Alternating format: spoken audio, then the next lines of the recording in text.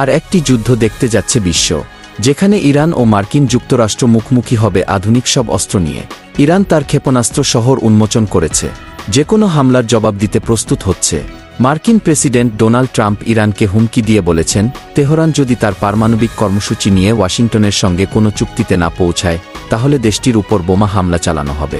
পাশাপাশি ইরানসহ যেসব দেশ ইরানের সঙ্গে বাণিজ্য করবে, তাদের উপরও নিষেধাজ্ঞা আরোপ করা হবে। তবে ইরান কাউকেই ভয় পায় না।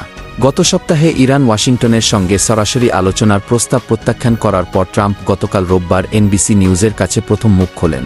টেলিফোনে দেওয়া এক সাক্ষাৎকারে তিনি বলেন, মার্কিন ও ইরানি কর্মকর্তারা আলোচনা করছেন, তবে এর বেশি বিস্তারিত কিছু বলেননি।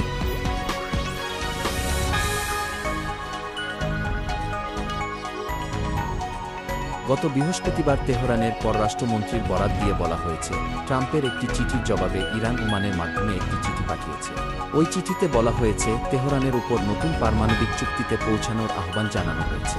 ইরান বলেছে, তাদের নীতি হল সর্বোচ্চ চাপ ও সামরিক হুমকির মুখে যুক্তরাষ্ট্রের সঙ্গে সরাসরি আলোচনায় অংশ না নেওয়া। গতকাল ইরানের রাষ্ট্রপতি মাসুদ পেজেশকিয়ান এই নীতির কথা পুনর্ব্যক্ত করেছেন। দেশটির সর্বোচ্চ নেতা আয়াতুল্লাহ আলী খামেনির কথা উল্লেখ করে তিনি বলেন, যুক্তরাষ্ট্রের সঙ্গে সরাসরি আলোচনা প্রত্যাখ্যান করা হয়েছে।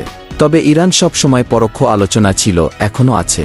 পরোক্ষ আলোচনা এখনও অব্যাহত থাকতে পারে বলে সর্বোচ্চ নেতাও জোর দিয়েছেন।